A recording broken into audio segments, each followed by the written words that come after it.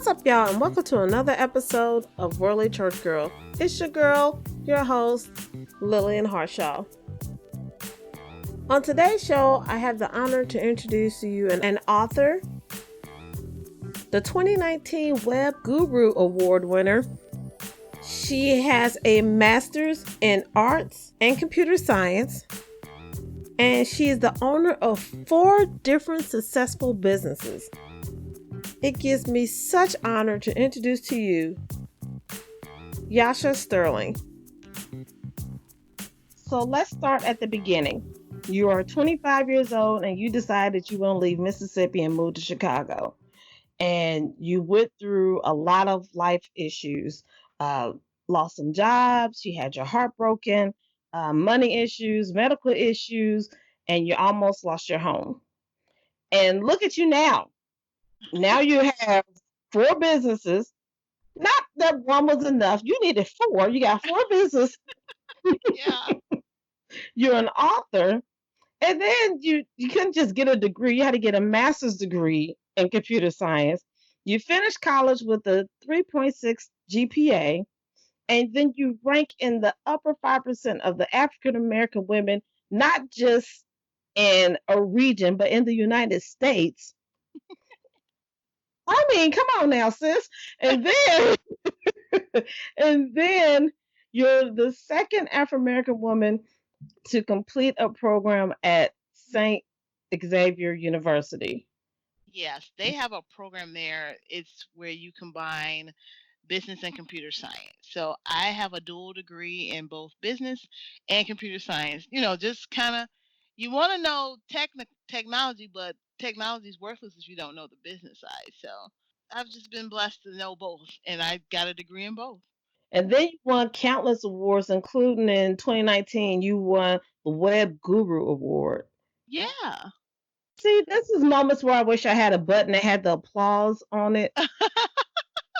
I might have to invest in that. I'm gonna have to find that. Yeah, find an applause button. Yeah, I'm gonna go on Amazon. I know they got it. I know they Amazon got everything. I need that button for you. So my first question is, so how did this girl from Mississippi turn into this phenom?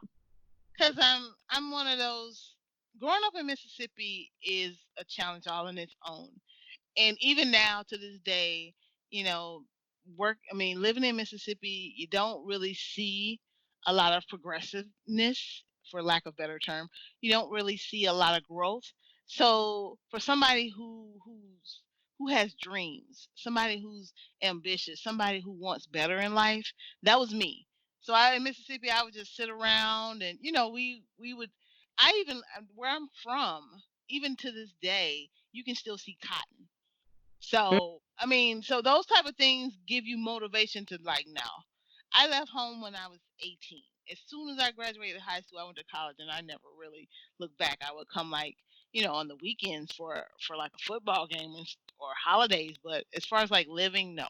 Because I had so many dreams of being better. So, it started out with like I always say I'm the country girl with I had city dreams. Even I grew up with my paternal grandparents, sorry. I grew with them, and I would come here in the summer. I would come to Chicago in the summers, and my parents would always take me like to the beach or like some random part of Chicago. And I would always just like, I can't wait till I'm an adult. I'm gonna go to the beach every day and I'm gonna hang out. I just had those big city dreams of being a city girl. I didn't want to be a country girl. Some Mhm. people are perfectly content being a country person and all of their life. I just wasn't that person. And I'm right along with you. Not for me. And it's funny because my mom's was from Tennessee, Oh and wow. she moved up north too because of the same thing. She wanted a degree. She wanted to do some things with her life. You know, Yeah. she just didn't want to be, that country bumpkin. Because that's what it was back then. Yeah, So absolutely. that was not her. That was not her. She didn't see it. So that must have got my DNA because. Mm-mm. And even now, when I go back now, it's just like the biggest thing in my hometown is going to Walmart. And I'm like, how many times in a day can you go to Walmart? So it's just like, I cannot. I cannot. That's one of my words. I always say, I cannot. I too. So was the transition easy for you when you moved from Mississippi to good old Chi-Town? Honey, no. Because I'm this country girl, and so my mom, she gave me so much advice. I always tell this story about the first time it got cold, the first time it snowed, and in Oh, Mississippi when it snows, the whole city like shuts down because even like a little bit of like sleet, the whole city shuts down. Everybody goes out like it's the end of the world. They get potted meat and sardines and stuff like that. But, and I remember the first time it snowed here in Chicago, and I'm like, dragging around thinking it's gonna be like a snow day type thing, and my mom looks at me like, "What are you doing?" I'm like, "It's a snow day." She's like, "You better put that coat on and get out of here and go to work." I mean, even looking back in hindsight, even though the coats I wore, I remember the first coat I bought here was like this big burly like polar bear type coat. And looking back in hindsight, I would never wear a coat like that now. So, so just adjusting to life in a whole different environment was a challenge for me. And over the years, it'll be 20 years in, well, August. It'll be 20 years in August, and it's still certain things that people pick up the Mississippi in me. So it's still a challenge. Even 20 years later, it's still a challenge. like what? What's one thing that people say? Oh, you got to be from the country. It What's depends. Like, okay, I'll give you an example. Like, I still say, okay, like in Mississippi, you never say get out of the street, and I hmm still say road. That's when people pick up that I'm from Mississippi. I'm like, girl, he was in that road, and I was just, and so Oh, people automatically pick up that, yeah, you still got some of that country in you. not So, and road. even like when I walk outside, I still don't, typical city people don't walk outside at all without shoes on. I still run outside really quick without shoes on. And my brother will say, "Quick, yeah, you still got some, you still got those country tendencies in you." Now, still can't get that country out of you for nothing. Yeah. So it's one of those things that some things I just will not outgrow. I guess maybe when I'm really old, then I'll be like, yeah, Oh, when you're really old, it's gonna come out even more because you're really not gonna care. I know, right? You're gonna be in the road with no socks and shoes on. Yeah, right. And like, what's the problem? What are you talking about? I see nothing wrong with this. Right. So I want to talk about your book. What's the Sure. title of it? The name of my book is The Complete Web Business Blueprint. And so, what my book is, it's for that person who is looking to get online. Say, like, you have a budding business and you're trying to get your business online so people can see you, go to your website. So, what I basically do is take you through a scenario. I take you through a fictional company that's looking to who starts a business. They actually go through the business plan, they go through setting up their marketing, they go through setting up their advertising, they go through setting up their marketing plan in the business, and then they go on to set up a website. So we walk you through this whole scenario with this fictional company about how to build it. And then what happens afterwards once they've got the company established and once they, go ahead and, move forward into the marketplace.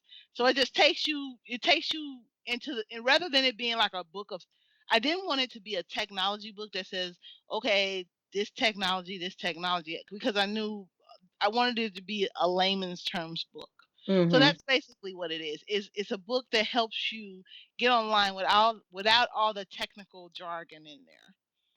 And I watched your YouTube channel and Okay. the one you had about I can't remember the exact title of it, but it was basically just like the breakdown of what you need, things you have to have on your website. Yeah, yeah. There are some things that people tend to forget. People tend to get engulfed in just having a website, something, just put it up there. They just want some, and there are so many things that you need in order to reach the level that you should want to have in your business. So I talk about those 10 things. Yeah, I did to talk about those 10 things that you need on your website.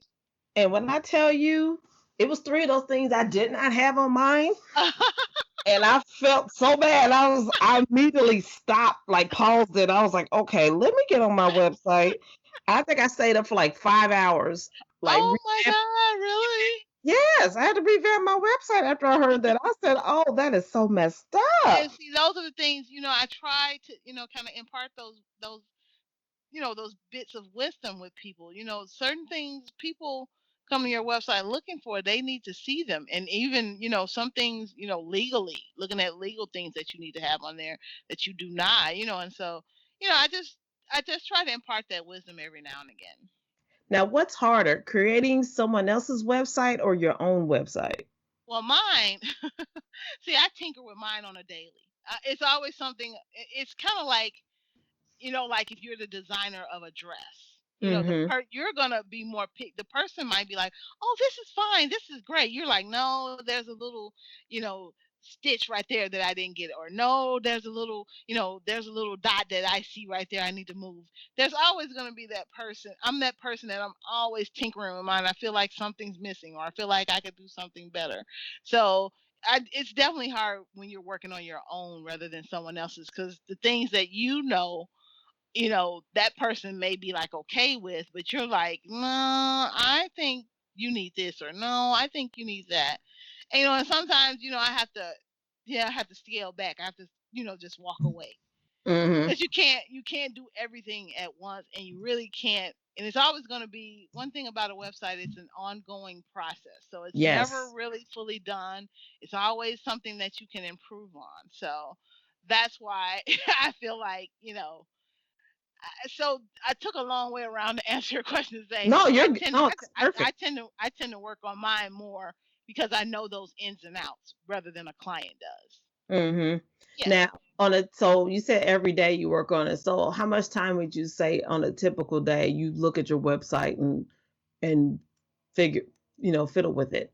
It's always something really random, maybe like a form, or maybe it's something like a color that I was off with, or maybe it's something like I don't know, like let's see, like last night I was working on an idea. I'm the I'm an idea generator where, if something comes to me even in the middle of the night, I'll jump up and go and like write it down so I can work on it. So if Mhm. I had an idea for like, oh, what if I put this on my site and people come to it and they start checking it out and they like it. So I'll go work on that for like, on a good day. If I don't have an idea, I'd say an hour. But if I have an idea and I want to bring that to fruition, we're talking a couple of hours there. We're talking 3 or 4 hours. Mhm. Telling Just you because five I'm just, five yeah, hours. yeah, just because I'm kind of obsessed with it though. Mhm. Well, I mean, and it's your brand too. So Yeah, so absolutely. how can you say I'm gonna work on your website and somebody go to yours and they're like, man, this looks janky. Exactly. Exactly. And I would hate, and that's the thing I hate. When I first started out, I was building these websites like on the side. And then it was always like, I would feel like, you would kind of, you know, clinch up when someone asks you, "Where's your website?" And I'm like, yeah, I don't have one." And that was I'm not years too busy with ago. Yeah. yours. Yeah. Yeah, that was like years ago. And so I remember throwing something up in the beginning just to say Mhm. I had one, but you got to have some type of presence out there if you're going to be building them. Right, exactly. Now you also have a coaching program Mhm. that is broken down into four different categories, which is business, technology, empowerment, and education. Yeah. So, which tell us about that. I'll ask my question after you tell us about that. Okay. Basically, what I do is I help entrepreneurs like I did when I started my business out. There are some entrepreneurs out there that really need those 4 steps in order to, you know, thrive and do well. And there are certain things that people don't know about starting a business. Well, let me rephrase about starting a legitimate business, because sometimes some people want to come with the gusto. They really want to come out of the park swinging, so they Mhm. want to get their incorporation, their sole proprietorship or their LLC or their whatever else they're doing. And then they want to they want to come out of the park. So what I do, I have a coaching program where I put in 4 separate areas that you'll need to thrive in your business. So the business part is the first part. That's getting everything straightened out. So your business, and getting your all your legitimacy in a getting all your ducks in a row. Put it like that. Mhm. Getting all your legal things set up. And then, technology. Of course, there's going to be technology. So, developing how are you building your business? Are you using technology as a backbone, or is it just something like the website where it's just you need a digital presence? Technology should be really driving that business. Any business, especially now in this day and age with COVID, you should be using technology as the driver of your business. Mm-hmm. And so after that, and then what you knew, and then the other step is the empowerment. So along the lines, Lord, along the lines, you are gonna get, dragged down. You're gonna feel like you can't do it. You're gonna feel like, you know what, the imposter syndrome kicks in. Everything kicks Mm-hmm. in.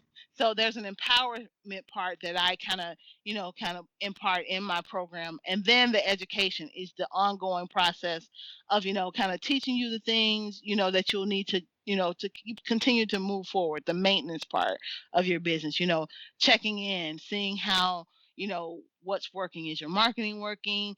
Do you need to look at your business goals and tweak those? Just kind of really getting a whole 360 vibe from starting from someone that wants to start a business. Now, what order would you suggest a person take the programs? I would definitely start with the idea part. So just starting with the business part, really getting, if you're trying to get your ducks in a row, if you're trying to get all the legal stuff, get that stuff out of the way first. That way you don't have to worry about it as you're building your business. You don't have to go step backwards and try to, fill out for your LLC, or go back and try to get your DUNS number, those type of things. So I would suggest always starting with the business first. Now, talking to you, to me, you seem like you're more of a people person. And Do I really? you really do. I mean, you don't seem like you're that person that's hard to approach. That you're very approachable. So, but that, with me saying that, is good to my question. Do you enjoy teaching or speaking? I would say more of the speaking, mainly because I get to control what I'm going to say. Teaching is more of a guidelines type environment, where you have like certain things you need to teach, you have an objective there, you have a goal. With speaking, you can kind of come and dwell on your experiences. For instance, like me telling you about my growing up in Mississippi. Those are things I can talk about because I'm knowledgeable of them. With teaching, it's a little bit more structured, but with speaking, I tend to gravitate more towards speaking because I can be a little bit more, not saying loose, but I can be a little bit more flexible with what I'm trying to say. So, out of all the things that you've done, and you've done a lot, what one thing have you done has amazed you the most? I think going and getting that second, I always say it's that second degree. Going back, and I got the first degree, the business degree, and what I feel like, and the thing is, I went out into the world and I saw that there weren't that many opportunities for Black women in technology. And it still aren't. There still aren't Mm, those opportunities. There's still, I'm in these groups on Facebook, and you should hear the conversations on a daily basis about how hard it is for Black women to get into these technologies. So I went back and got that second degree. So I think that had to be, computer science wasn't my background. I got a degree in English. So really? yes, I do. I have a degree in English. So people thought I was going to be a teacher when I actually went to school to be a lawyer. And Mm. so when that didn't work out, I started going onto technology path, and that's how I became a programmer. So people, when I tell people I have that English degree, just like you just said, really, it shocks people that I'm this full fledged techie, but I came from an English background. I mean, yes and no. I mean, because, like I said, I mean, in order for you to to articulate what you're saying, I mean, that makes sense. Yeah, yeah, and that's why I said I feel like, even 20 years later, I feel like I've done a good marriage of the three. With Mm-hmm. English, using English as a, to say what I need to say well, with the book, and then using technology, and then using the business aspect. So I think I've I've leveraged all three of my degrees in a perfect like marriage between all three, rather than people saying, no, that English doesn't go with business. Yes, it does, because I wrote a book. So it's all those things you can kind of combine and really see how you can combine those three. So that's kind of how I kind of look at it. So, what would you say to that young little girl who wants to be in your shoes? and walk the path that you walk. And wants to pursue that dream that you have. What would you say to that little girl, I actually that little brown girl? And I actually, this is actually funny because I have a picture of me as a when I was about. I used to love to. I'm an actress. I'm an undercover actress, so I used to Okay. love to do like all the little scenes and stuff. And I have a picture of me, one of my favorite pictures, and I have it here. And I always talk to her, and I'm always. You remember those dreams you had when you were a little girl, and I always remind her. So what I would tell, and even on a daily basis now with my little cousins and things, what I tell them, you can't be afraid to step out of the comfort zone. When I left Mississippi in a blur. I didn't know what I was about to do. I knew what I wanted to do, but I Hmm. didn't know what was in store for me. But you've got to be able to take that step. And I did face a lot of opposition from my family. A lot of family was saying that I shouldn't go to Chicago, I shouldn't move to Chicago because, just of what Chicago is. But you gotta determine your own path. And I Hmm. always use myself an example. I tell them how, see what I have, and I show them, like my house, and I show them like my car and things like that. These are things, if you were still in Mississippi or if you stay in a stagnant mindset, you'll never get there. So these are things, I kind of bank them. I use my own experiences as examples for little girls all the time, and I show them what they can accomplish based on if they can step out. And that's the biggest thing, just step out. Exactly. I mean, taking the first step. Yeah. What would you say is your own personal mission statement? I think my own personal mission statement is never be afraid to start again. I've had to start over countless times, and I failed so many times. And what I've learned is you got to pick yourself up, dust your collar, and try it again. If that doesn't work, try something else. If that doesn't work, try something else. So I'm always, I hate to say that, but I'm always, and I've come to learn to embrace that when I have to do something new or something that's different from what I've been accustomed to. So it's you can always start again, no matter how old you are. I'm 43, and even now there are things I've had to do all over again. So how can people contact you? Anybody wants to contact me, I run my own website. It's Yasha Sterling Marketing Agency, so it's management agency. I changed it to management agency. So ysmagency.com. I'm also reached on my own website, yashasterling.com, and I'm all over social media. So Twitter, Facebook, anyone you want, Instagram, I'm on all of them. Any way you can reach me, if you need to ask a question, feel free. I'm always available. And YouTube. Exactly. YouTube too.